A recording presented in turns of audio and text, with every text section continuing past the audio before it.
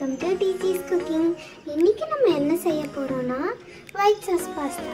வாங்க எப்படி செய்யறதுன்னு பார்க்கலாம்.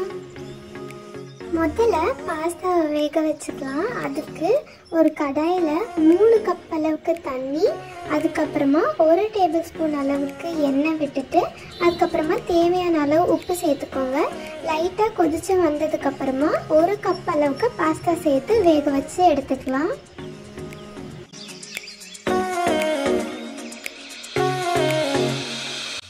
இப்போ இன்னொரு கடாயில் 1 டேபிள் ஸ்பூன் அளவுக்கு எண்ணெய், 1 டேபிள் ஸ்பூன் இஞ்சி பூண்டு விழுது, அதுக்கப்புறமா உங்களுக்கு என்ன வெஜிடபிள்ஸ் வேணுமோ அதை சேர்த்து நல்லா லைட் ப்ரௌனாக ஆகிற வரையும் வறுத்து எடுத்துக்கலாம். நான் வந்து கேரட், பீன்ஸ், அதுக்கப்புறமா ஸ்வீட் கார்ன் சேர்த்துருக்கேன்.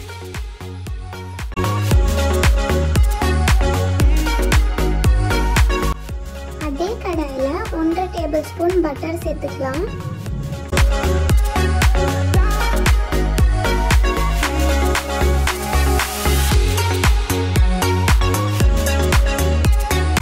பட்டர் உருகுனதுக்கு அப்புறமா இது கூட 1/4 கப் அளவுக்கு மைதா சேர்த்துக்கலாம்.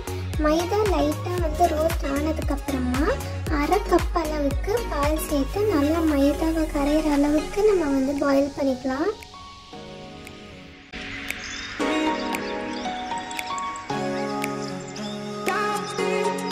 இப்போ பாருங்க, மைதா நல்லா கரைஞ்சி வந்துருச்சு. இப்போ இது கூட இன்னொரு 1/2 கப் அளவுக்கு பால் சேர்த்துக்கலாம்.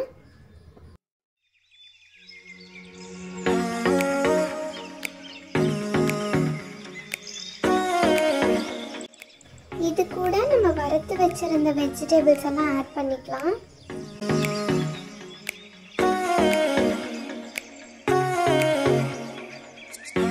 வெஜிடபிள்ஸ்லாம் நல்லா பாயில் ஆகணும்ல, அதுக்காக வந்துட்டு ஒரு 1/4 கப் அளவுக்கு மட்டும் தண்ணி சேர்த்து ஒரு 2 to 3 மினிட்ஸ்க்கு வந்து மூடி வச்சுக்கலாம்.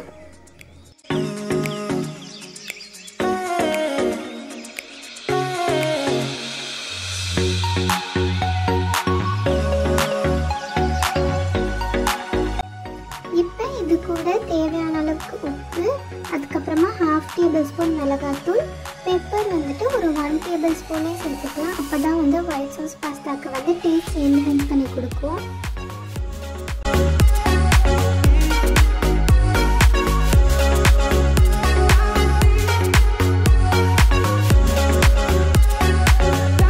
லைட்டாக பாயில் ஆகிற ஸ்டேஜில் நம்ம வேக வச்சிருந்த பாஸ்தாவை ஆட் பண்ணிக்கலாம்.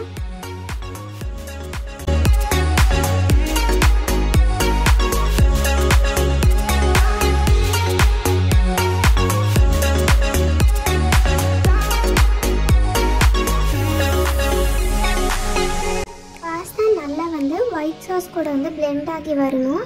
அதுக்காக ஒரு 5 மினிட்ஸ் நம்ம லோ ஃப்ளேமில் வச்சு அப்படியே விட்டுடலாம்.